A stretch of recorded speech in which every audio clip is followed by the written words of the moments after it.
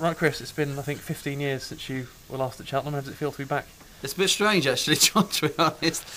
It's sort of half of it is very familiar, and the other half, of course, is new. The feel for the ground is much the same because its main stand is still very similar. But yeah, it's lovely to be back. As we were saying, the pitch is a lot better than it was when I was here, which is a great credit to the groundsman and the club. You could play football in this. Yeah. But when you took the job, could you have believed that the club could have progressed so far in such a short space of time? To be fair, it was always an ambition. I mean, because at that time we were in the Southern Premier, Doc Martins Premier, so the main thing was to get back into the conference. But the club always felt that it could go bigger than that.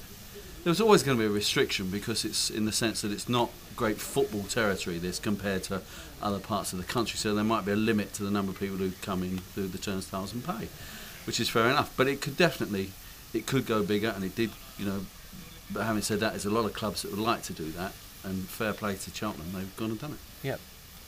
There's two ways of looking at it, because obviously you would like to have had a much longer crack at it and been the one to lead them up, but do you take some satisfaction in the fact that you brought some key players in that stayed with them right through that rise? Yes, yeah, I do, to be honest, because the team that won promotion to the conference obviously was my side.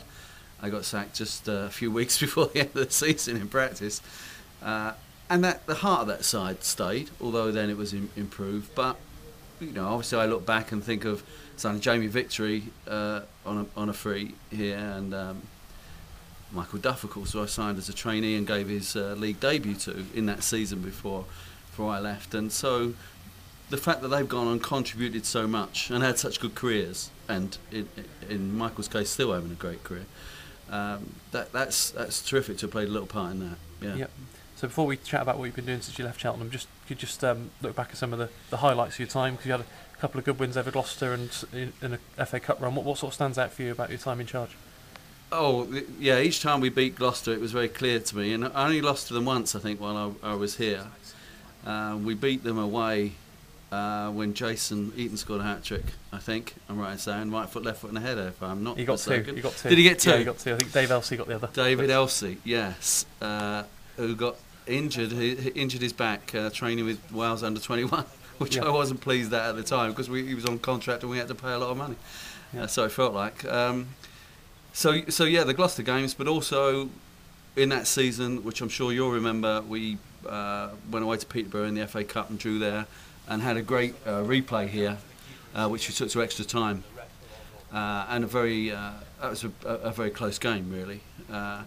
So that was great fun. But one funny thing that stands out for me, in a way ironic, my last competitive game of football was actually for Cheltenham Town reserves against Cardiff City reserves at Ninian Park. We went there with the team, very young team, as the reserves were then, and for one reason or another we were short on the night. So I got, elevated, and we got hammered, not surprisingly. I think something like 7-1, but I did get the one. So I signed off on a high at Ninian Park, which of course didn't last much longer before they knocked it down.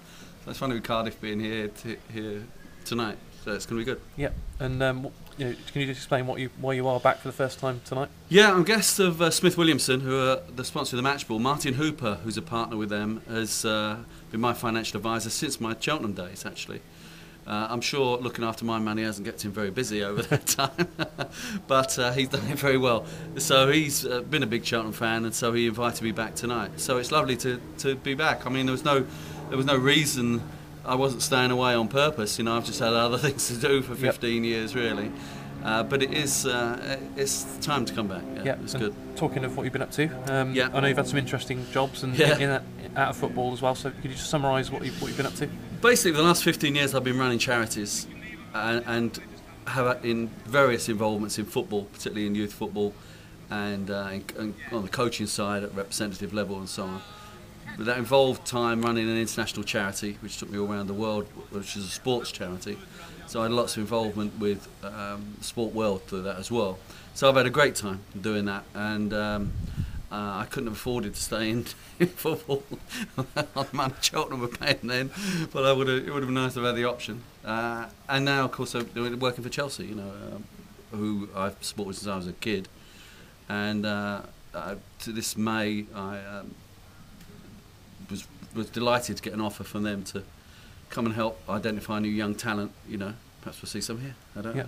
I remember speaking to you during last season. You said you'd never rule out the return to football. Yeah. Now you've gone back and got this brilliant job at Chelsea. Do you think one day you might like to have another go at management? I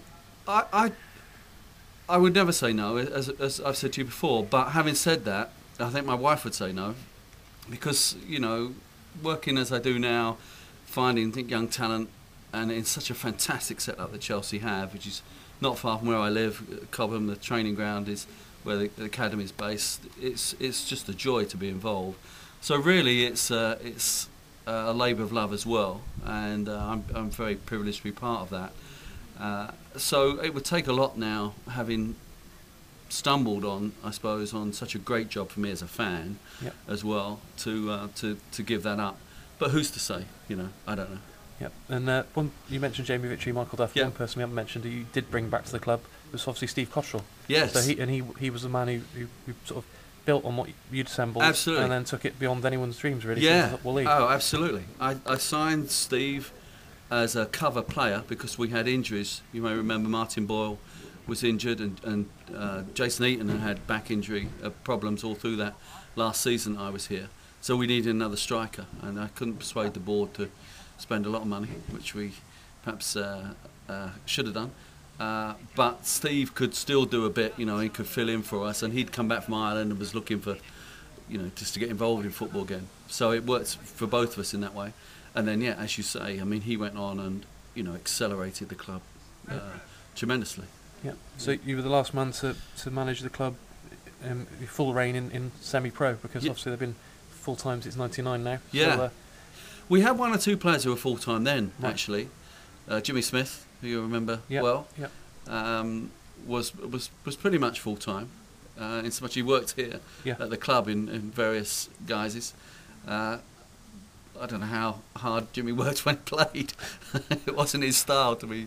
Oh well, he was a good player there, and good fun to work with. So we had one or two that were virtually full time, and I was full time, of course. And but it's a big change. Most of the players had been full time at one time or another, as you know. Yep. They'd come out of youth football or professional football. People like Darren Wright, Bob Bloomer, of course, and had all had careers in the pro game. So it was a halfway house, but it's fantastic for them and the players that have come since that have been able to go back. And it's tough to keep full-time football at this level. Really, we're about the only country that does it for this size of support. Yeah. We're just crazy, really, to do it, and it's fantastic that clubs have kept going. Yeah, you mentioned the pitch, and the ground's obviously changed a bit. Did you ever think you'd see Gloucester City ground sharing here? No, absolutely not. I can remember there was talk at the time when I was here, when Gloucester obviously in the same league, of possibly a new stadium halfway between the two, and there was no way that either sets of supporters would countenance that.